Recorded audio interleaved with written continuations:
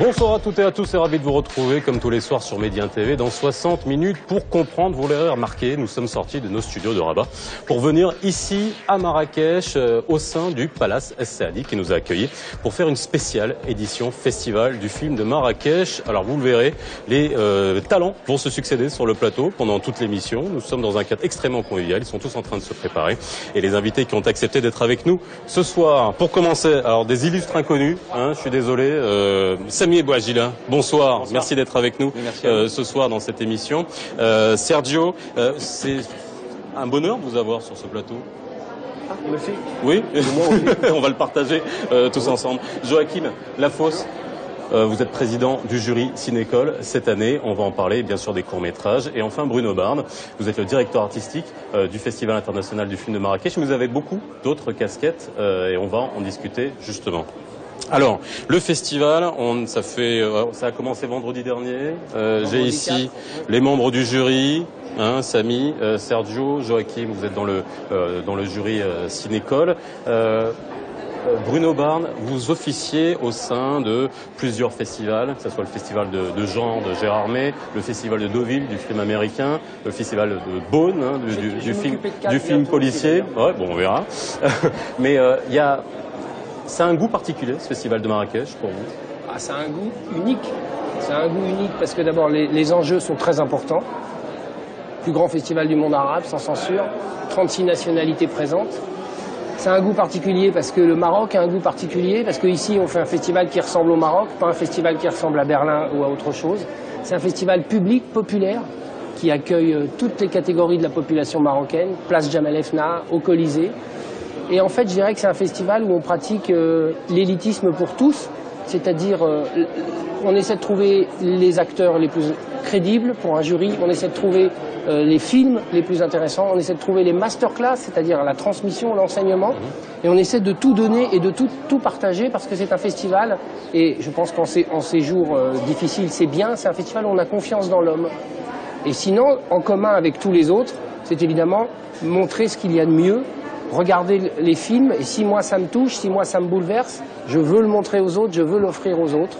Et c'est ça la particularité de Marrakech, c'est cet échange, ces cultures des échanges. Sarim Fassifiri disait l'autre jour à l'hommage canadien, on a deux langues mais on n'a qu'un seul cœur, et j'ai trouvé que c'était une belle formule. Alors Sergio Castellitto, vous avez dû égrader beaucoup de festivals. C'est vrai que si on devait comparer le festival de Marrakech à d'autres festivals dans le monde, que ce soit Venise, que ce soit Berlin, que ce soit Cannes, bien qu'il soit beaucoup plus jeune, on est bien d'accord, on est à la 15e édition.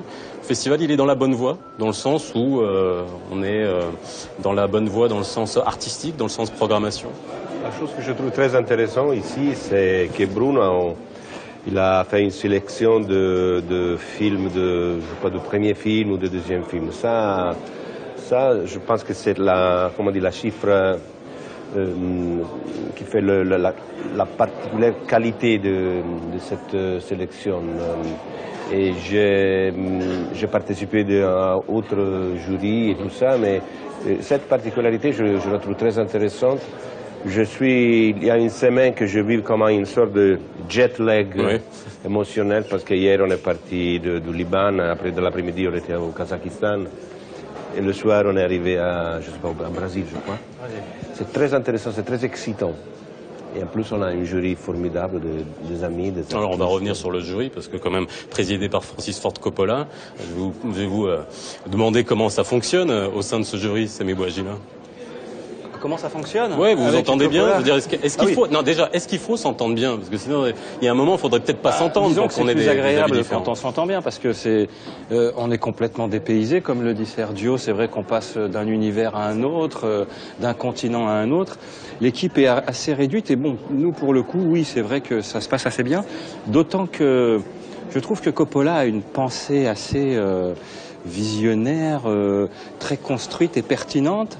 Il est très démocratique et dans sa démarche, avec nous du moins.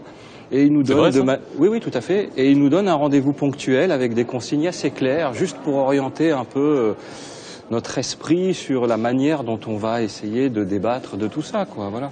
Alors le festival, c'est bien sûr le jury long métrage, mais aussi le jury Cinécole. C'est une tradition depuis un certain nombre d'années d'essayer de trouver de nouveaux talents, et notamment au sein des réalisateurs marocains. Qu'est-ce qu'on attend d'un court-métrage? Le court-métrage, c'est un exercice qui a été fait par les plus grands réalisateurs, hein, que ce soit Scorsese, que ce soit Lars von Trier, que Godard en a fait. Je veux dire, qu'est-ce qu'on attend d'un court-métrage? En tant que spectateur, qu'il nous parle comme si on y était, que le réalisateur réussisse à nous faire croire que la vision qu'il a, le monde qu'il nous montre, est aussi un peu le nôtre, et qu'on puisse y vivre avec lui. Moi, c'est ce que j'attends d'un auteur, en fait, que ce soit pour un court ou un long métrage. Alors, si on arrive à faire un bon court-métrage, on est nécessairement un bon réalisateur pour faire un long métrage? Bruno? Non. Non. Non, mais quand on regarde les premiers courts-métrages des cinéastes confirmés, sans aller jusqu'à Spielberg, on se rend compte que c'est toujours, tout était dit et que c'est toujours très intéressant. Toujours. Par contre, on peut faire des courts-métrages intéressants et ne pas avoir de suite. Mais on peut faire aussi un premier film intéressant et après ne plus en faire. Parce qu'il y a des gens, des cinéastes, qui disent tout dans le premier film. Et pourquoi pas? Après tout, on ne peut faire qu'un film dans sa carrière. Si on a tout dit, si on n'a pas besoin d'en faire d'autres. Alors Bruno, il y a 15 films en compétition, il y a des films en coup de cœur, il y a des films hors compétition. Comment on choisit ça? Comment on fait là j'essaie de rentrer dans les entrailles, ça doit faire des kilos de pop-corn à avaler, le nombre de films à regarder pour faire une sélection. Je reviens sur ce qu'ils ont dit tous les deux et ça me fait très plaisir parce que c'est vrai que c'est un voyage qu'on propose. Vous savez, un DJ, il raconte une histoire la nuit avec ses disques et sa musique. Moi, je raconte l'histoire du monde à travers les cinéastes. C'est-à-dire que je voyage dans le monde, je fais une sélection toute l'année. Et le jury, en une semaine, il va découvrir ça. Donc bien sûr que c'est un voyage, bien sûr qu'on passe de l'Islande au Brésil à des pays comme ça, mais ce qui est très beau, ce que je trouve très intéressant, c'est que finalement, la condition humaine, qui est quand même l'objet de l'art et du cinéma, se retrouve dans tous les films. Vous avez un film coréen sur une SDF, et c'est une SDF, hein, qu'elle soit en Corée, aux États-Unis. Donc on retrouve les préoccupations du monde, mais je trouve avec la vérité des artistes. Parce que je crois, et pardon, que ce n'est pas les journalistes qui ont la vérité parce qu'ils sont sur l'action, ils n'ont pas le recul. Les cinéastes ont le recul, ils ont la fiction, ils ont la création. Et je crois qu'on est là devant une vérité parfois dure, parfois douloureuse. Et c'est ça que j'essaie de montrer, moi, et quand je choisis un film. Et je choisis un film, je dis, pour une raison très simple, c'est évidemment subjectif. Parce qu'il y a des films qui voient à 4 h de l'après-midi que moi j'ai vu à 3 h du matin à New York. Mais ce qui est important dans un film, c'est Truffaut qui définissait ça. Il disait qu'un bon film, c'est un film qui a un point de vue sur ce qu'il dit et un point de vue sur le cinéma. Et cette phrase m'est restée depuis tout le temps et j'essaie d'appliquer ça. C'est-à-dire de voir qu'on me dit quelque chose, mais que la manière dont on me le dit est aussi importante. Alors Sergio Castellitto, vous êtes acteur, on vous connaît bien, vous êtes réalisateur, à une ère où tout est dans l'immédiateté, c'est-à-dire qu'en gros les réseaux sociaux, que ce soit Facebook, que ce soit Twitter, d'ailleurs je vous invite à réagir sur le site de l'émission, comme d'habitude, la page Facebook de Medi 1 TV, là on est obligé aujourd'hui. Est-ce qu'on a le temps de montrer des films? J'ai eu l'occasion de voir le début d'un film japonais qui est en compétition, on est avec ces grands panneaux très lents, on a l'impression que c'est du Balzac transposé au cinéma dans le très descriptif. Est-ce qu'aujourd'hui on a le temps de transmettre ces manières de tourner, ces manières de raconter des histoires, d'être dans l'esthétique du cinéma? Bruno disait une chose très correcte. Le vrai effet spécial que j'ai rencontré dans tous les films que nous avons vus sont les relations humaines. C'est ça. Le mot, l'image, les yeux d'un acteur deviennent explosifs. Non? Dans un certain sens. Ça, je le trouve très intéressant. Juger un film, c'est différent de le voir. La condition de quelqu'un qui est dans un jury, c'est différent. Moi, quand je vais voir un film normalement, je suis un spectateur, je m'assis, j'essaye à oublier que je connais la matière. Juger un film, c'est difficile et c'est aussi c'est prendre un risque. Et alors la chose plus difficile, je crois, à faire, c'est de revenir avec un regard très pur et très respectueux, parce que faire un film, c'est une grande fatigue. Mais comment on se débarrasse finalement de ces préjugés? Parce que vous êtes acteur, vous êtes réalisateur, on se dit, bon, bah, moi j'aurais peut-être fait ça. Il y a un moment, c'est quand même un exercice où on doit balayer toute son expérience. C'est le film qui fait son métier. Ouais. C'est le film qui te prend, qui te prend ou qui ne te prend pas. C'est pas à nous. c'est le film qui fait son métier. Samy? Non? Oui, oui, je suis assez d'accord. Après, par rapport à l'exercice de juger du moins un film, j'essaie de me positionner, j'essaie d'être vierge sur ça, et j'essaie d'avoir non pas un sens critique, mais constructif. J'essaie d'avoir d'émettre un jugement plutôt constructif. Voilà. Qu'est-ce qui me pousse dans mes retranchements, qu'est-ce qui m'interpelle, qu'est-ce qui me fait rêver, qu'est-ce qui me fait fantasmer, et j'essaie toujours de découvrir le point de vue du metteur en scène. Je suis assez bon public sur ça et j'arrive en tous les cas à me faire inviter dans un univers, quoi. Même quand on a l'impression d'être rejeté par un film, c'est intéressant de se demander pourquoi. Absolument, ouais, complètement. Simplement. Ouais. On a le droit de sortir d'un film. À un moment, il y a des gens... Bon, moi, je connais l'attitude, la position de Bruno par rapport à ça, mais il y a une réaction des gens. Si vous voyez des gens sortir d'un film, si c'est un acte, entre guillemets, militant de réaction, ça peut exister aussi, non? Faut le prendre en considération. C'est comme le vote blanc dans les élections. Moi, je peux pas parce que avant tout, j'ai le respect de ce qu'on me dit et de ce que veut me dire le cinéaste. Moi, je rentre dans une salle de cinéma où je vois un écran. J'aime le cinéaste que je ne connais pas. J'aime le film que je ne connais pas au départ. Si je suis obligé de ne pas l'aimer parce qu'il ne convient pas, je vais quand même respecter son travail. Je crois que je ne suis jamais sorti. Jamais sorti. Jamais. Non. Par contre... Comme dire à quelqu'un, il y a des gens dans la vie qui vous ont très fort énervé, puis qui d'un coup vous ont dit une chose et vous vous dit c'est quelqu'un de bien. À la fin d'un film, la dernière minute, on peut retourner tout ce qu'on a fait et emporter les gens. Et les emporter ou les faire adhérer à ce qu'on dit. Donc il faut toujours laisser sa chance à un film. Il faut laisser le temps au temps et puis à l'instant, quoi. C'est-à-dire essayer de trouver l'instant qu'il peut y avoir dans le film. Mais le cinéma est un art vivant, donc on peut avoir des réactions. Moi, j'ai pleuré à des films qui étaient épouvantables. J'ai ri à des films nuls. C'est le temps que durent les films. Bon. Joachim, je vais vous remercier. Amel Ayouch vient d'arriver. Merci d'avoir été avec nous. Je sais que vous êtes tous occupés. Vous sortez d'un film. Le jury Cinécole, la compétition vous attend. Merci Joachim. Et en tout cas, vous présentez un film qui n'est pas en compétition. C'est les Chevaliers Blancs, pardon, qui justement traite de la guerre civile au Tchad. Merci Joachim d'avoir été avec nous. Amel Ayouch va nous rejoindre dans quelques instants. On est dans un contexte aujourd'hui. On peut pas éluder cette question-là, qui est une atmosphère extrêmement difficile. Le Maroc est même concerné, même de très près, par ça. Le cinéma, vous pensez avoir un rôle aujourd'hui? On a eu l'hommage à Park Chan-wook hier. Je lui ai posé une question qui est un cinéma quand même empreint de violence, alors que quand on voit ce réalisateur qui est tout en bonhomie, avec son grand sourire, je vais vous poser la question que je lui ai posée. Est-ce qu'aujourd'hui, la violence dans le cinéma, est-ce qu'elle a encore droit de citer, ou elle a encore plus droit de citer dans ce monde aussi violent, Sergio? La violence dans le cinéma, vous savez, nous avons un président du jury qui a fait de la violence un art. Voilà. Et Francis, il disait une chose comme ça dans une réunion, tu te souviens, il disait la violence, c'est malheureusement, mais c'est excitante. Mais à part ça, il faut dire qu'il y a toujours quelque chose qui arrive ou n'arrive pas. La gratuité de la violence, c'est facile à la lire. Mais on peut avoir la nécessité de mettre en scène la violence pour la désinnescare, pour la éloigner. Par ça, Bruno sait qu'au début, quelqu'un de nous était aussi inquiet de partir, de venir ici au festival après la tragédie de Paris et tout ça. Et après, on a compris que c'était déjà un geste militant d'être ici, non? Pour souligner l'importance d'être dans un lieu où on parle de cinéma. Pour moi, le cinéma, c'est seulement une chose, le futur, l'avenir. C'est ça, c'est exactement ça. C'est regarder, comment dire, quelque chose c'est laisser une fenêtre ouverte, c'est laisser une porte ouverte. En conférence de presse, vous avez quand même dit que vous aviez eu peur d'avoir une tête de cheval dans votre lit, quand même. Avec Francis Ford Coppola. Bah oui, je sais, quand même. Il m'a fait une proposition que je ne peux pas refuser. Bon. Par rapport à ça, Samy, vous avez joué un rôle, c'était aux côtés de Denzel Washington, où vous aviez joué le rôle d'un terroriste. On se pose des questions. Alors, c'était pas le même contexte.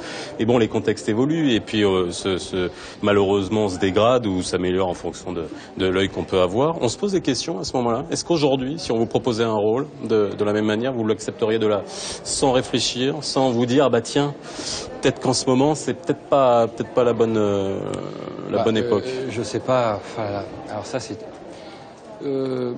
D'abord, quand on dit que le contexte n'est pas le même aujourd'hui qu'il l'était avant, c'est faux. Ça l'était déjà, c'était le même.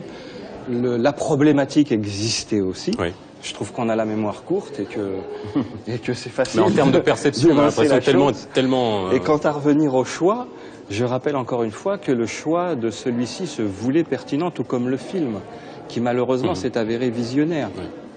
Donc, quelle attitude avoir vis-à-vis de ça? Est-ce qu'on joue encore Macbeth? Est-ce qu'on joue encore... j'en sais rien, moi. Donc, ça dépend toujours du cinéaste, ça dépend toujours du projet, ça dépend toujours du propos, voilà, quoi. Amel Ayouch est prête, elle va nous rejoindre. Amel Ayouch nous rejoint. Je rappelle que nous sommes au sein du Palace Saadi à Marrakech. Festival du film et beaucoup de rencontres entre réalisateurs, acteurs, comédiens. Et d'ailleurs, en deuxième partie d'émission, tout à l'heure, nous aurons Saad Boueb, Ayoub Kreneb, Nordine Lahmari, Salim Fassiferi. Et des choses se font. On sort de conférences de presse où des choses sont annoncées. Et c'est ça aussi, le festival. Bruno, on va revenir justement aussi sur le rôle de festival. Amel Ayouch, merci de nous avoir rejoints. Ça nous fait un peu de féminité sur le plateau. Oui, je vois. Bien qu'on fait le maximum pour sortir notre part de féminité. Amel Ayouch, vous faites partie du jury. Là, on a quasiment 3 membres du jury. Je peux pas vous poser de questions par rapport au film que vous avez vu. Ça, c'est tout à fait normal. On aura le palmarès en fin de semaine. Ça sera samedi. Je vais vous poser la même question. Ça se passe bien avec tous ces gens-là, tous ces gens inconnus au sein du jury? Oui, avec tout le monde sauf Samy. Pardon? Ça se passe bien avec tout le monde, mais c'est avec sauf Samy. Ouais. Ouais, j'en étais sûr. On essaye, mais bon, d'ici demain, ça ira mieux. Alors, Amel, ce festival, aujourd'hui, on a rendu hommage à un cinéma qui est le cinéma canadien. Beaucoup de gens ont pu le découvrir, en tout cas j'espère, c'est quand même le but de la chose. Il remplit son rôle pour vous, Amel, qui est actrice marocaine. Vous êtes actrice marocaine au sein du jury. Qu'est-ce que vous êtes souvent au sein de ce festival? Vous avez arpenté le tapis rouge, mais pas seulement. Il est pour vous aujourd'hui, il correspond à ce que vous auriez voulu d'un festival sur le sol marocain? Je suis ravie qu'il continue à se faire. Moi, j'ai eu la chance d'y être dès les premières années, puisque j'étais membre du jury du court-métrage, je pense, la première édition. Puis j'ai été ensuite, j'ai fait les présentations, je pense la 4e ou 5e édition. En tout cas, bon, j'ai été invitée chaque année. Je suis toujours ravie par la diversité, la qualité des films qu'on peut y voir. Pour moi, c'est à la fois au niveau sur le plan cinéma, mais c'est aussi une ouverture sur le monde, parce que ça m'a permis de faire connaissance avec des civilisations à travers le cinéma. J'ai pu, moi je suis jamais allée en Asie par exemple, et j'ai pu connaître à travers le cinéma asiatique, rencontrer des peuples, des populations, et puis enlever des tas de préjugés que j'avais sur ces peuples-là en tout cas. Et pour moi ça c'est quand même un ravissement et c'est très très intéressant et j'espère que le public en profite. Ensuite, par rapport à mes attentes, je sais pas, aujourd'hui, je suis actrice marocaine dans mon pays. J'ai malheureusement pas été dans des coproductions internationales, donc voilà, je suis là. J'aspire évidemment à plus de choses, à pouvoir aussi que ce festival puisse être un tremplin pour autre chose. Bon, ça viendra, mais je pense que le fait, déjà pour moi, aujourd'hui, c'est à la fois même sur le plan politique, je dirais, parce que le cinéma n'a pas seulement un aspect culturel, mais sur le plan politique, cette édition, en tout cas, cette 15e édition, qui je pense a eu beaucoup de mal à se faire, moi-même j'avais des doutes, à un moment je me disais, est-ce que ça va pouvoir se faire, mais quand j'ai vu que j'ai entendu qu'une grande personnalité comme Francis Ford Coppola n'a jamais douté de sa venue, pour pouvoir soutenir. Et oui, il a enlevé le doute chez les autres aussi. Oui, très certainement. Et puis c'est un gage de confiance. C'est quand même, c'est formidable qu'on puisse dire aujourd'hui que le Maroc, pays arabo-musulman, est une terre d'accueil, une terre de tolérance, une terre de culture. Donc pour moi, c'est vraiment gagné, quoi. En tout cas, ça se maintient, quoi. Bruno, jeunesse, que disait Amel, ça a été dur cette année? sincèrement? Ça a été dur, bien sûr que ça a été dur, mais ça a été dur parce qu'on a appris, quand vous êtes parisien et que vous prenez le 13 novembre dans la tronche, Bamako derrière, Tunis, et puis on est sensible à tout cela. C'est dur émotionnellement, c'est dur, il faut continuer, même pour nous, qui travaillons sur le festival. Donc oui, ça a été dur, mais en même temps, moi, par exemple, parisien ayant vécu les événements du 13 janvier, j'ai senti là quelque chose de très fort qui est la volonté de résistance. C'est-à-dire qu'il fallait choisir entre nos peurs et nos valeurs. Ce que ces gens-là essaient d'inculquer, c'est la mort. Leur valeur, c'est la mort. Et la mort rejoint nos peurs, nous en avons tous peur. Mais par contre, l'art, le cinéma, rejoint une valeur essentielle qui est la valeur de vie. Donc entre ces valeurs-là, nous avons choisi, et nous choisirons toujours de défendre la vie. Et la vie, c'est l'humain. La vie, c'est rencontrer des gens pour écarter les préjugés. La vie, c'est de découvrir ce que l'on ne connaît pas. La vie, c'est l'autre. Et le cinéma et l'art, c'est l'autre. Alors, en même temps, on n'est pas des bisounours, c'est-à-dire que, effectivement, le Maroc a un niveau de sécurité optimal, maximum. C'est une politesse. Les festivaliers ont pu s'en rendre compte. Hein. Et bien sûr, mais c'est une politesse, une nécessité de rassurer tout le monde, de savoir dans quel monde on vit, et voilà. Mais aujourd'hui, on rentre dans les salles de cinéma, on rit dans les salles de cinéma, on est heureux, on pleure dans les salles de cinéma, et c'est ça qui compte. Ça va changer, la face du cinéma? Comme de grands événements, que ce soit les guerres, que ce soit de grandes tensions internationales, ça façonne, que ce soit les grands blockbusters américains, que ce soit tous les films qui sont sortis après la guerre du Vietnam, après la guerre d'Irak. Est-ce qu'aujourd'hui on peut avoir une espèce de changement? Ou alors c'est au contraire la résistance, essayer de rester dans une démarche intellectuelle qui est toujours la même? Je crois que notre devoir comme artiste, c'est de continuer à faire simplement notre travail. Et de continuer à essayer à lire la réalité. Qu'est-ce qui s'est passé le 13 novembre à Paris? Quelqu'un a arrêté la musique. Simplement. Tragiquement. Quelqu'un a arrêté une musique dans le Bataclan. La musique, elle doit continuer. C'est ça notre métier, c'est ça notre devoir. Artistique, éthique et tout ça. Vous savez, moi je viens de l'Italie et dans ce moment l'Italie vient à être célébrée un des moments plus importants de la religion catholique, ça veut dire les jubilés. Et c'est des amis à moi, ils me disent que les gens ils sont dans le même esprit. Ils veulent participer à cette fête dans le même temps, ils ont peur. Alors, arrêter la musique, ça veut dire ça. Ça veut dire faire vivre les gens dans la peur. Le cinéma ne doit pas avoir peur. Samy? Non, mais j'ai rien à ajouter, hein. Tout est dit et de manière pertinente. Moi, je dirais qu'aujourd'hui, il y a quand même la guerre de l'image.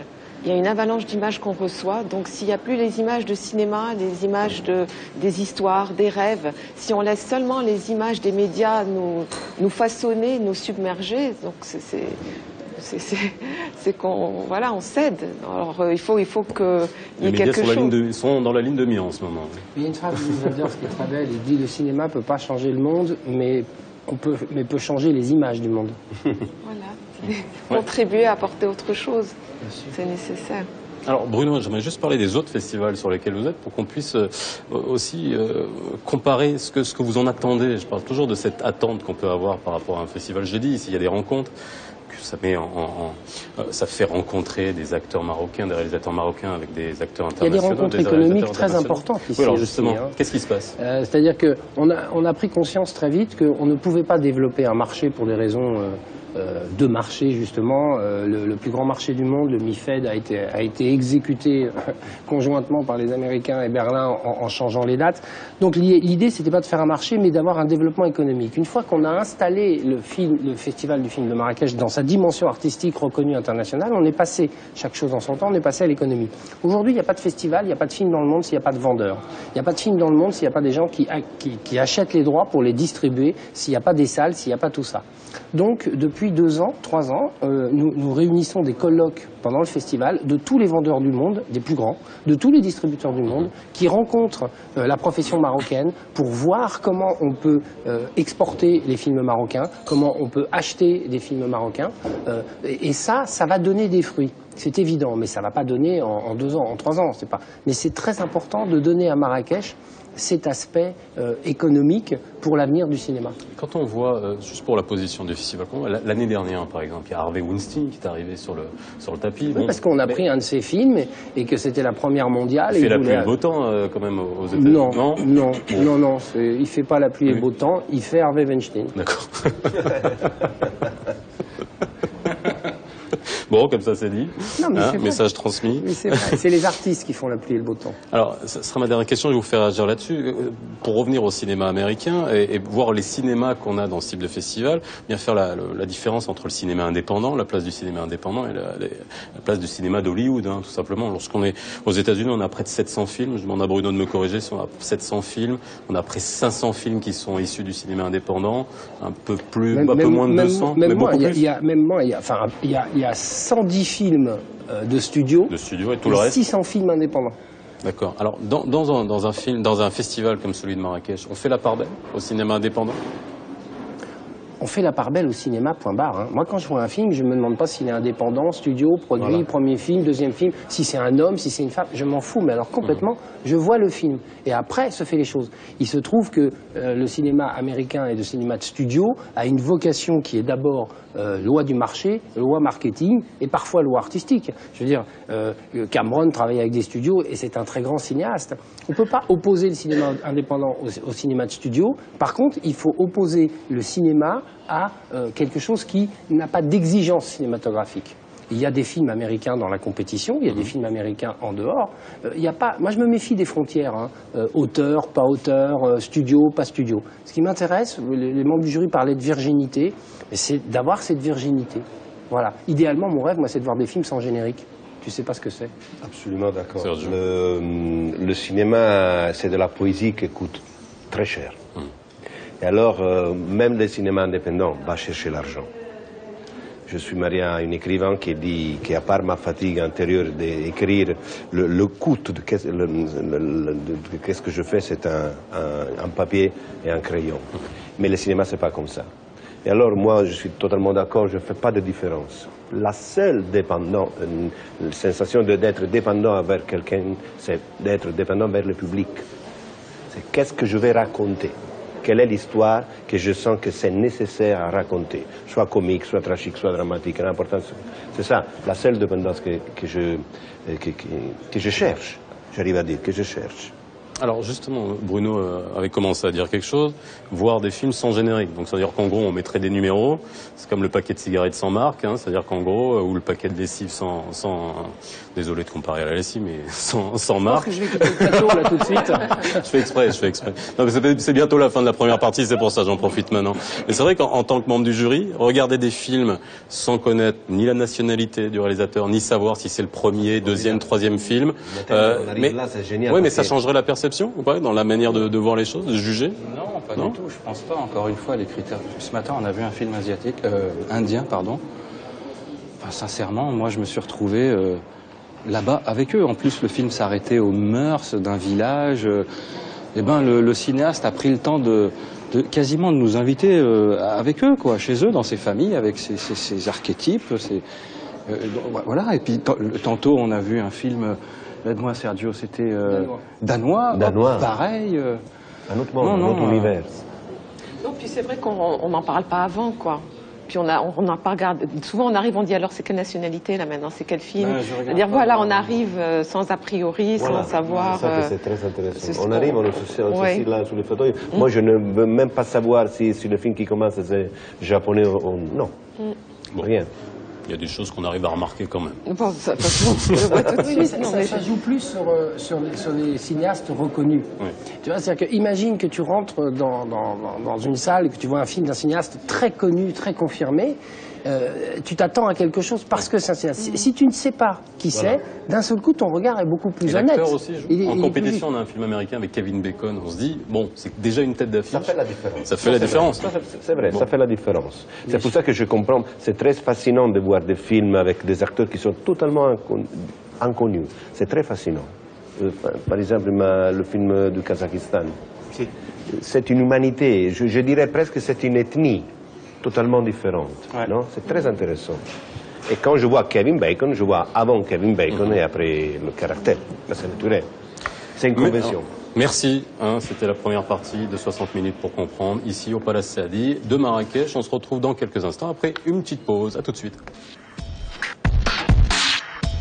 Si vous venez de nous rejoindre, nous sommes toujours à Marrakech, au sein du Palace Saadi. On vous fait vivre le festival de l'intérieur. C'est aujourd'hui et demain sur le plateau, en cette deuxième partie d'émission. Salim Fassiferi nous a rejoint. Salim Fassiferi, directeur général du CCM, le Centre cinématographique marocain. Vous êtes également vice-président délégué du Festival international du film de Marrakech. Mais pas que ça, vous aviez une vie avant, vous allez nous dire aussi une vie de cinéma. C'est important que vous soyez à cette place aujourd'hui. Bruno Bard. Mac Mahon, j'y reste. Vous êtes resté avec nous sur le plateau, avec pour notre plus grand plaisir. D'autres artistes nous rejoindront dans le. J'ai su que Sarim venait, j'ai dit moi je pars pas. Ouais, c'est ça, il part pas. Sarim c'est un ami, je reste avec lui. Alors justement, là, on va essayer de faire vivre aux gens qui nous regardent comment ça se passe au sein d'un festival. On est quand même sur un festival qui dure 8-9 jours. Bon, après beaucoup de préparation en amont. Ça va, vous n'êtes pas trop fatigué là? Il reste 2 jours à tenir. Vous carburez à quoi? D'abord, pour nous, c'est pas 8-9 jours.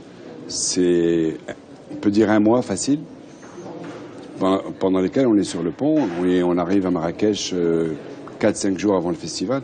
Donc, il faut tenir, voilà. Alors, Salim, vous êtes arrivé, vous avez pris vos fonctions il y a quelque temps à la tête du Centre cinématographique marocain. Bruno Bard sur le festival depuis 15 ans. Vous arrivez en tant que 11 ans, pardon. C'est la 15e édition. Depuis 11 ans. C'était facile de travailler ensemble. Vous vous connaissiez avant? On a eu la chance de se rencontrer dans les meilleures conditions du monde. C'est-à-dire que Sarim était membre du jury en 2004. Il y avait Alan Parker à l'époque. Voilà, sous la présidence d'Alan Parker, qui était ma première année. Et j'ai rencontré un homme de cinéma, un homme qui connaît le cinéma à travers les cinéastes, un homme qui connaît la production, un homme qui évidemment aime son pays, et un homme qui connaissait tous les membres du jury. Donc on est devenus spontanément, naturellement amis, et parce qu'il y a toujours eu entre nous une confiance. Et après, moi je le voyais pendant le festival, on était toujours heureux de se retrouver, et j'avoue que quand j'ai appris sa nomination, j'étais très content. Parce que je trouvais que c'était un homme avec à la fois des qualités humaines qui sont nécessaires pour diriger une industrie d'artistes. L'artiste, pour moi, les artistes, c'est les producteurs, c'est ça. Il faut des qualités humaines, il faut des qualités généreuses, il faut être capable d'écouter l'autre, et puis il faut savoir de quoi on parle. Et je baisse les yeux parce que je vais rougir si je dis ça devant lui. Non, je t'ai plus. Mais Sarim est quelqu'un qui a ces qualités-là. Voilà, donc j'étais très heureux. S'il n'en avait aucune, j'aurais rien dit. Alors, comment vous fonctionnez sur la programmation? On a parlé de la programmation dans la première partie, mais on n'est pas allé profondément, parce que je vais voir le nombre de films qui ont été vus. Vous faites le même boulot, le même regard, le même avis sur les films qui peuvent être en compétition, ou ça, c'est le travail, finalement, de Bruno à part entière? Vous avez un regard à donner? Non, j'ai un regard, on en parle. Bien sûr. On reçoit pratiquement aujourd'hui les films sont reçus par Internet, on reçoit des liens, on les reçoit en même temps. Donc on essaie de les voir en même temps pour pouvoir en discuter, pour pouvoir avancer. C'est intéressant ça. Vous regardez ça quoi? Sur un petit écran? Malheureusement, oui. Moi, en ce qui me concerne, oui. Moi, je suis un peu mieux équipé. Voilà, il est mieux équipé. Moi, je fais ça. C'est-à-dire que je fais ça pour Marrakech. Lui, il le fait plusieurs fois dans l'année. Donc il a intérêt à s'équiper. Mais justement, ça c'est intéressant. Bon, on en avait parlé la semaine dernière à l'ouverture du festival. Le fait de donner accès aux gens, au public de Marrakech, au public marocain, même international, qui se déplace pour venir voir les films, dans des conditions qui sont quand même incroyables. On a les salles au sein du Palais des Congrès qui sont équipées de la meilleure manière possible. Il y a aussi voir un film, voir Le Parrain en présence de Francis Ford Coppola sur la plage Jamal El-Fna. On juge un film, c'est très terre à terre ce que je vais vous poser comme question, mais regarder un film sur un grand écran en situation cinéma et sur un petit écran, comme on consomme ça de cette manière aujourd'hui, ça change dans la manière de juger les films-là, de juger l'esthétique du film? Alors, bon, d'abord aujourd'hui, un grand festival comme le nôtre, on est obligé d'être équipé numériquement de ce qu'il y a de mieux, parce que de toute façon, il y a un tel travail de la technologie du son, de l'image, qu'on est obligé, y compris sur la place Jamal El-Fna, d'avoir un équipement dernier cri. Après, Je dirais que pour le public, c'est peut-être la différence entre les professionnels que nous sommes et le public. Pour le public, il vaut mieux voir les films sur grand écran parce que c'est là que ça fait rêver, c'est là que la mise en scène prend toute sa plénitude et que l'émotion peut nous gagner. Mais nous sommes des professionnels. Nous voyons un nombre de films beaucoup plus important que le public dans l'année. Donc nous n'avons pas le choix non plus. Thierry Frémaux, le patron du Festival de Cannes, il reçoit des liens. Aujourd'hui, la dématérialisation du film fait qu'il y a plus de 35. Il y a bientôt plus il y aura bientôt plus de DCP. Il y a déjà quasiment plus de DVD. Donc on reçoit des clés, on reçoit de la fibre. Donc du coup, ça nous oblige à une plus grande acuité, mais honnêtement, ça, de mon point de vue, et je pense que pour ça arrive aussi, pour les professionnels, on souffre, on adore le cinéma, mais on est obligé de passer par là, et on arrive à voir des films. Vous savez, c'est comme un amateur, je sais pas moi, de peinture, ou un amateur de vin. Quand il boit une petite goutte de vin, il sait immédiatement si c'est un bon vin, un mauvais vin, un grand vin, un petit vin, un moyen vin. Il a besoin de se rassurer sur le deuxième palais. Nous, c'est pareil, hein. Des fois, on se parle. On a vu 10 minutes du film, on sait, alors on veut être généreux, on va aller un peu plus loin, mais en fait, on sait. Ah bah, je vous tiens. Bruno, tout à l'heure vous disiez on ne part pas d'un film, mais quand on le regarde sur un petit écran, on peut se permettre de taper sur la bonne espace. Mais on sait. Mais même quand on paye notre place, quand on paye notre place, qu'on rentre dans une salle de cinéma, au bout de 10 minutes, on sait. Alors on sait on sait que c'est pas un grand film, on sait que ça peut être une nullité, on sait que c'est un film qui peut être intéressant, mais on sait. Mais on reste jusqu'au bout. Voilà, c'est comme quand vous ouvrez un livre, vous fermez pas la page au bout de 5 pages, mais vous savez quand même, de par la qualité de l'écriture, vous savez que ça va être un bon livre ou un livre intéressant, et la mise en scène qui détermine le cinéma, vous savez si c'est un film mis en scène ou pas. Alors, on est jeudi, on sait aujourd'hui, il y a beaucoup de gens qui se sont déplacés pour voir les films. Oui. Ouais. Et mon bureau se trouve en face de la salle. Vous l'avez fait exprès? Et non, il se trouve qu'il était là, et donc je rentre avant les séances pour voir l'état de la salle et le public. Et je vous assure que les salles sont pleines. Et la grande salle du Palais des Congrès, il faut du monde pour la remplir. Et les mezzanines sont pleines, l'orchestre est plein. Ça me fait plaisir. Il y a une réelle assiduité des festivaliers et du public pour les films. Alors, tout à l'heure, vous parlez du public. C'est aussi notre ADN à Marrakech. C'est d'accueillir le public, ce qui n'est pas le cas dans d'autres festivals dans le monde, où le public n'est pas convié. Ce ne sont que des projections pour les professionnels ou des projections payantes comme à Berlin. Le Festival de Berlin fait 500 000 entrées payantes avec les Berlinois, plus donc des professionnels. Là, nous ouvrons le festival au public, aux jeunes, aux étudiants, en fait à tous ceux qui veulent voir du beau cinéma. Ça, c'est un parti pris sur les autres festivals que vous dirigez, Bruno Barnes, Gérard May, Beaune, Gérard May anciennement à Voriat. Les entrées sont payantes ou l'accès au public est ouvert? Les entrées sont payantes. Ce qui est commun, c'est que moi j'ai toujours eu la volonté que les festivals dont je m'occupe soient ouverts au public. Parce que pour moi le public c'est important. Alors il se trouve que dans les autres festivals le public paie, mais le public au Maroc est multiple. C'est-à-dire que ce qu'on veut c'est montrer des films Place Jamel Fna qui sont aussi le reflet de la sélection. Si vous regardez bien, il y a Coppola, il y a Madhura Dixit, voilà, c'est-à-dire que bon, c'est la prolongation de la programmation. Il y a des films au Colisée, il y a des films dans la petite salle du Palais des Congrès, des films dans la grande salle du Palais des Congrès, et il y a des films en mouvement sur des... Et des films en audio-description pour les non-voyants, et des caravanes cinématographiques dans plusieurs villages autour de Marrakech pour associer les populations qui ne sont pas à Marrakech au festival. Alors, il y a une volonté très forte, et c'est une volonté, on peut le dire, du président de la Fondation, qui est de toujours garder ce niveau d'exigence et d'offrir ce niveau d'exigence à tous les publics possibles. Et c'est, je crois, une très belle définition de l'art. C'est ayons confiance dans l'homme, n'ayons pas peur, montrons-lui ce qu'il y a de mieux. Voilà. Est-ce qu'il n'y a pas une notion on en parlait tout à l'heure avant qu'on rentre sur le plateau, un côté un peu élitiste, hein, certaines personnes peuvent dire que c'est un peu élitiste en termes de programmation. On en parlait tout à l'heure de la programmation des films qui sont projetés. Est-ce que vous pensez qu'on est dans ce cadre-là, ou au contraire, c'est une manière de démocratiser, de donner accès de manière plus large à d'autres formes de cinéma qui ne sont pas tellement peut-être accessibles, auxquelles on n'est peut-être pas habitué? C'est aussi notre but de tirer vers le haut et de montrer justement un autre cinéma qui n'a en tout cas très peu de chance d'être dans un circuit commercial traditionnel. Donc si on devait montrer les mêmes films que ce que les spectateurs pouvaient voir dans les salles de la ville le reste de l'année, quel intérêt? Donc il y a une volonté, effectivement, je ne vais pas parler d'élitisme, mais en tout cas de tirer vers le haut et d'instruire et de montrer un autre cinéma. Voilà. Alors, il n'y a pas un besoin d'accompagnement? Bon, il y a des masterclass, hein, on a avec des grands noms du cinéma, que ce soit Abbas Kiarostami, Park Chan-wook, Fatih Akin, qui ont fait leur masterclass. Mais éduquer le palais, c'est peut-être un peu c'est votre travail, les amis. C'est ce qu'on essaie de faire. C'est-à-dire que non, mais bien sûr qu'il faut accompagner. Les leçons de cinéma accompagnent. La critique cinématographique accompagne. Elles étaient pleines, hein, les masterclass.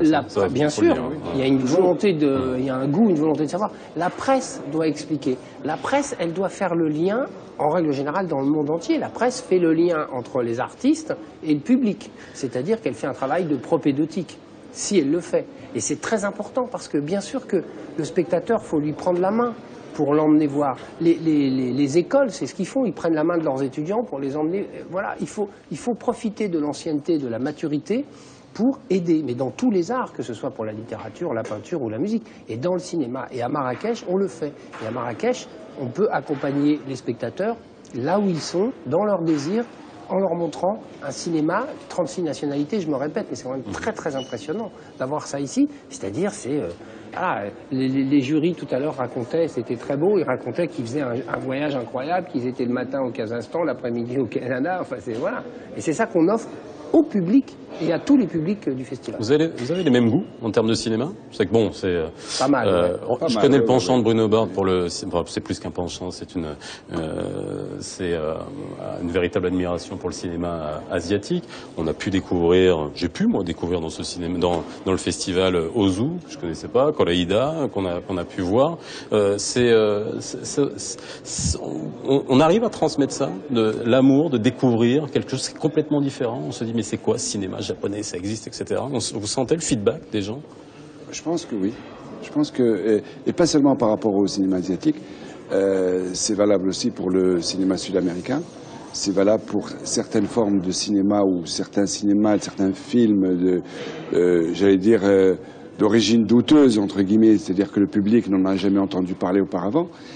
Et c'est aussi notre volonté de montrer ce genre de cinéma qui est importante. Puisqu'après, on retrouve ces cinémas dans d'autres grandes manifestations, quelques années plus tard, et on découvre, ah oui, il fallait montrer le cinéma sud-coréen, ou il fallait montrer le cinéma du Kazakhstan, ou de l'Europe du Nord, bien qu'il soit déjà connu, etc. Donc c'est très important de sortir des sentiers battus. Ce serait trop facile de rester uniquement sur l'Europe, l'Amérique, l'Italie, la France, ce serait trop facile. Alors, on rend hommage à des grands acteurs, de grands réalisateurs au sein de ce cinéma. C'est une habitude qu'il y a aussi dans les différents festivals que vous dirigez, Bruno. On a rendu hommage à une personne qui n'est pas connue du grand public, marocain, directeur photo, qui est Kamel Darkhaoui. Ça existe, ça, dans d'autres festivals, de rendre hommage à des professions, à des gens qui sont un peu en... J'ai comparé sur le tapis rouge la direction photo à un bassiste dans un groupe de rock, c'est-à-dire que c'est un peu agrat, mais tellement essentiel. C'est important de mettre en valeur ça? Ah, c'est énorme. Ouais. Pardon de vous contredire, c'est pas ingrat. Un directeur photo sur un plateau, c'est le numéro 2 quand même. Hein. Faut pas...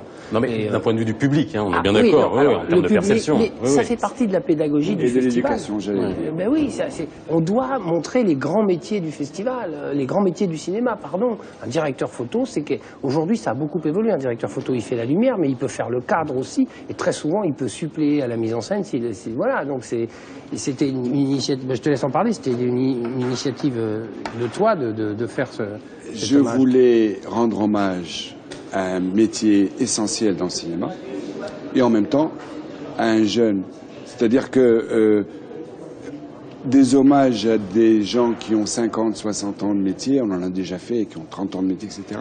Là, c'est un jeune qui a 20 ans de métier, puisque je crois que son premier film date de 94 ou 95.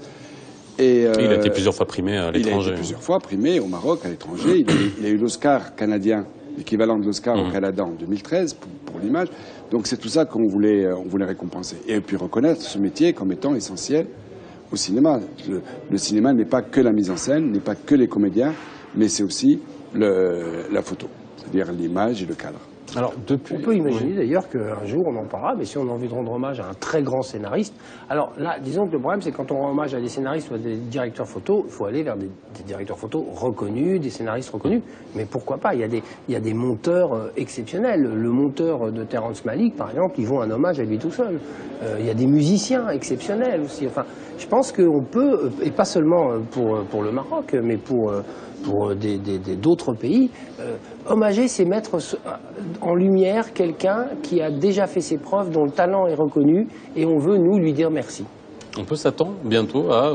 Parce que la musique, on peut en parler, de la musique dans le cinéma qui est essentielle, même centrale pour l'atmosphère d'un film, autant que la photo. On peut imaginer, dans les années à venir, voir plus de... que ce soit des hommages, que ce soit même des récompenses, ou on reste dans ce format qui existe? Est-ce qu'on peut voir évoluer le format du festival dans les récompenses, dans le palmarès? On a fait évoluer le festival ces dernières années et on peut continuer à le faire évoluer. Moi, je suis contre un hommage dû à l'âge. C'est une reconnaissance par rapport à un travail. Ça, on l'a bien compris cette année. Voilà. Ah oui, c'est une volonté que nous avons de rendre hommage aux gens dont le travail existe aujourd'hui. Park Chan-wook, il a fait que 9 films. C'est juste un des plus grands cinéastes. Willem Dafoe ou Bill Murray ne sont pas des gens de 95 ans. Ce sont des gens qui ont une carrière qui est existante. Alors on peut parfois rendre hommage à des gens pour les honorer du passé, mais la volonté, c'est de rendre hommage à ceux qui font aussi le cinéma aujourd'hui. Alors, le cinéma marocain. Alors, on disait, il y a beaucoup de choses qui se passent au sein du festival. C'est un espace de rencontre, c'est un espace où les journalistes internationaux viennent, font des interviews avec les réalisateurs locaux. Mais il y a aussi des deals qui se font. Je voudrais juste revenir sur juste à l'instant, hein, ici, au sein du Palace Saadi. Il y a des conférences de presse qui ont été faites. Par rapport à... Pouvez-nous parler du projet de Nordin Ahmari, par exemple, qui a aujourd'hui signé un deal très clair, puis c'est quand même une première, avec une plateforme qui est ICFlix? Alors, d'abord, il n'y a pas que Nordin Ahmari. Oui, il n'y a pas que Nordin. Il y a 3 réalisateurs, producteurs marocains qui ont signé avec ICFlix. Le plus gros deal, c'est celui de Nordin Ahmari, qui a signé déjà un contrat pour un film pour lequel il avait obtenu l'avance sur recette il y a 1 an et demi, qui a signé avec ICFlix donc au mois de septembre. Et puis là, aujourd'hui, à Marrakech, il signe 5 projets de films. Alors ça veut dire quoi? Ça veut dire que ICFlix finance l'écriture de ces 5 films. Donc, pour l'instant, il n'y a que des synopsis. Donc ils vont financer l'écriture de ces 5 films. Et ils vont coproduire et diffuser ces films sur leur plateforme dans un cadre légal existant, c'est-à-dire en acceptant ce qu'on appelle, nous, dans notre jargon, la chronologie des médias. Les films d'abord sortent en salle, etc. Ouais. Et en plus, ils sont prêts à financer à hauteur de 30 à 50%. Ce qui veut dire quoi? Ça veut dire qu'ils peuvent monter jusqu'à un maximum de 50, mais ils peuvent également réduire leur part pour permettre à d'autres coproducteurs de rentrer en participation dans le film. C'est très important. Parce qu'ils peuvent aussi dire non, c'est 50% ou rien, puis vous vous débrouillez avec les autres coproducteurs. Ce n'est pas le cas. Eux, ils ont donc une plage entre 30 et 50 qui permet de faire rentrer d'autres coproducteurs éventuels dans ces projets. Ça, c'est très important aussi. Alors, c'est important qu'il y ait de nouveaux business models, finalement. Mais on n'a pas le choix. Le monde d'aujourd'hui, les lois du marché font qu'il doit y avoir de nouveaux business models. Parce que les modes de diffusion du cinéma, je ne sais pas si vous imaginez la révolution en 20 ans d'où on est passé. Donc bien évidemment qu'il doit y avoir de nouveaux business models.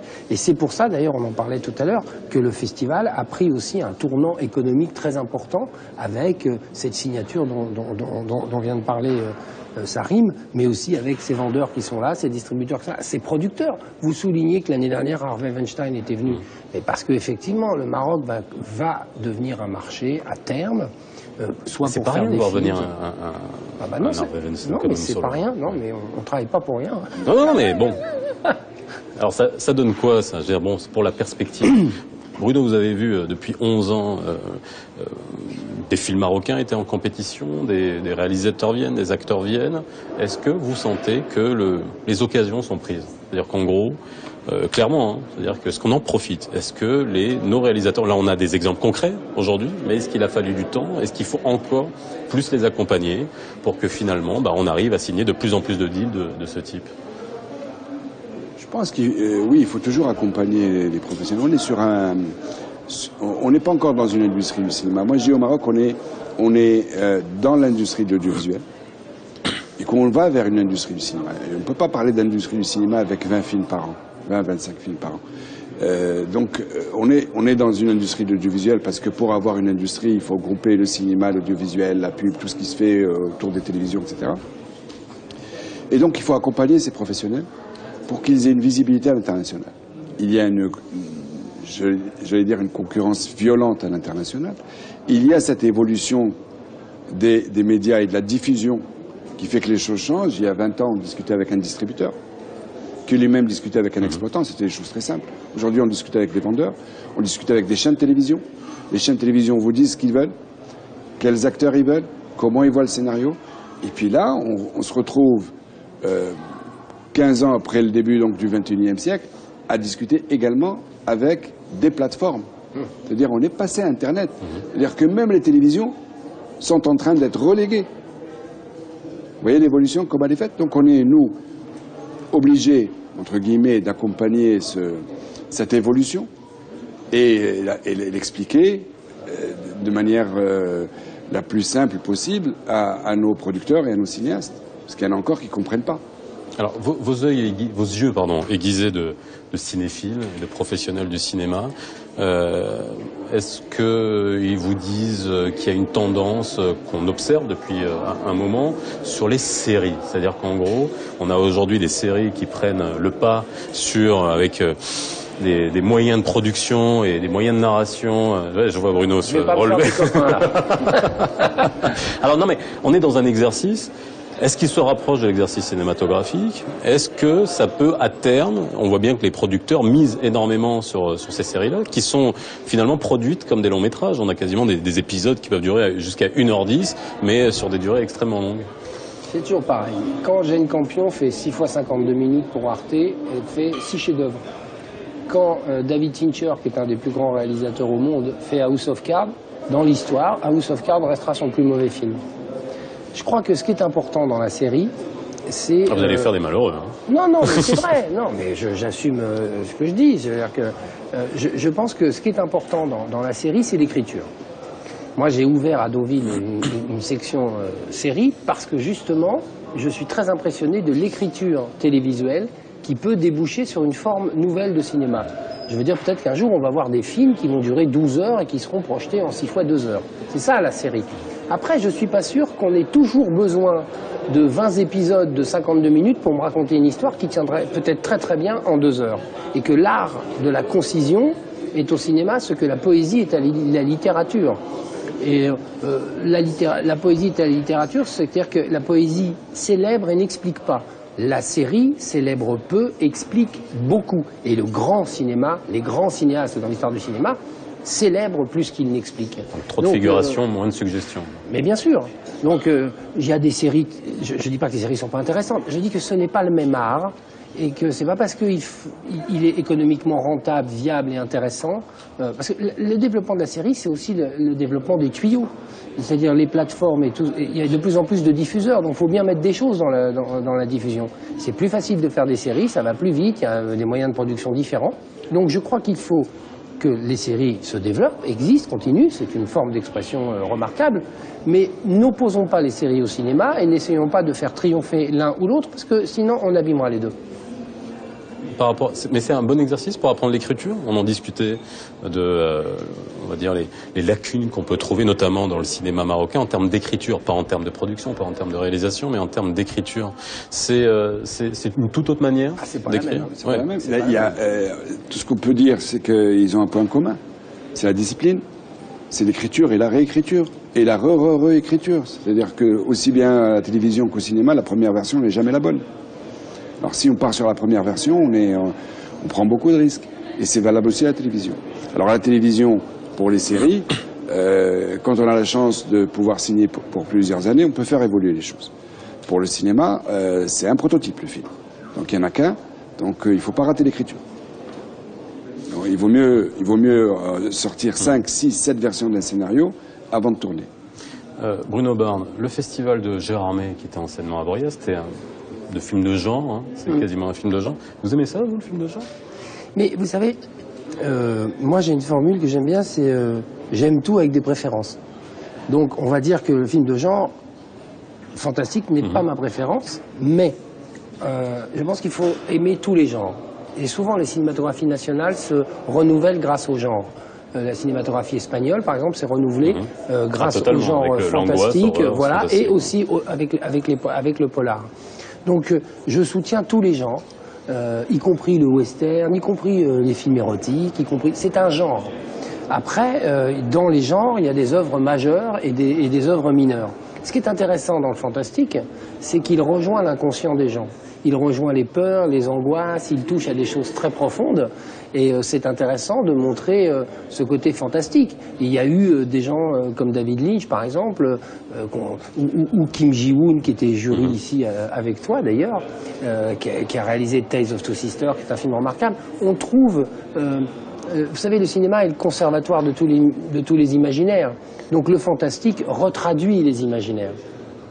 Et au sein du festival, on ne pourrait pas avoir, un jour on parle beaucoup de cinématographie en fonction du lieu de provenance, de la nationalité, un jour avoir un festival de Marrakech qui soit avec un focus sur un genre. C'est quelque chose qu'on pourrait envisager ou pas? C'est pas d'actualité. Non. Ben, vous savez, on se remet en question souvent, c'est-à-dire sur la manière de présenter les choses, mais pour l'instant, on est ouvert sur le monde, sur de nouveaux talents, mais sans nous spécialiser ni dans un genre, ni dans une région du monde, et donc, pour l'instant, on est ouvert à tout. Alors, en parlant de genre, c'est vrai que on devait avoir sur le plateau, mais malheureusement, il y a beaucoup de choses qui se passent pendant le festival. Ayoub Kranil, par exemple, qui a fait sa conférence sur le premier Marocain dans l'espace, qui est un exercice cinématographique. On est dans l'univers, j'ai pris ça un peu comme l'univers d'Enki Bilal, de la bande dessinée, qui est un travail de ce genre-là. C'est aussi, ça pourrait être manière pas de renouveler, mais de trouver une piste pour le cinéma marocain, d'aller vers des choses qui sont totalement nouvelles. Est-ce qu'on peut assumer de créer quelque chose sans essayer de faire pas du copier-coller, mais en tout cas sans s'inspirer, c'est de faire quelque chose 100% marocain? Oui, il n'y a pas que ce projet, il y en a un autre de Taras Lahami, que nous avons déjà vu à Marrakech, et qui va vous étonner durant le premier semestre 2016. J'espère l'avoir au National, parce que son film devrait être près des cinémas nationaux. Vous verrez que c'est encore un genre de fiction que nous n'avons jamais vu dans le cinéma marocain, y compris par rapport à son premier film d'ailleurs. Alors, il nous reste 2 minutes, on est jeudi, qu'est-ce qui se passe aujourd'hui au sein du festival? Il reste demain et samedi pour la clôture, qu'est-ce qui se passe? Alors, ce soir déjà... il y a la présentation de La Marche Verte. Oui. Donc c'est un film important à plusieurs titres. D'abord parce que c'est, par rapport à la production marocaine, c'est une très grosse production. Quand on fait un film historique, en général, c'est une grosse production, mais là, c'est du lourd. C'est inédit. Parce que le film est prêt depuis quelques semaines seulement, donc je pense que... Donc il est diffusé en avant-première? Il est diffusé en avant-première. Il y a eu une première projection à l'Aïoun à l'occasion de La Marche Verte, mais on va dire que l'avant-première professionnelle et cinématographique, c'est ce soir à Marrakech. Et ce soir, il y a la diffusion également du film de Sergio Castellitto, qui était avec nous sur le plateau tout à l'heure. Alors, je ne sais pas le prononcer en italien, Nessuno si salva da solo, c'est ça? Nessuno si salva da solo. Bon, ça veut dire que personne ne se sauve tout seul. Voilà. C'est un très joli film sur la maturité d'un couple qui a des problèmes, comme beaucoup de couples, je crois. Bien, en tout cas, vous n'en avez pas, et c'est sympa de voir ça ici à Marrakech. Merci d'avoir été avec nous aujourd'hui dans 60 minutes pour comprendre. Je rappelle que nous sommes au Palace Saadi de Marrakech pour vous faire vivre l'intérieur du Festival du film. La rediffusion à 22h40 si vous nous avez pris en route. Excellente soirée sur Média TV. À demain.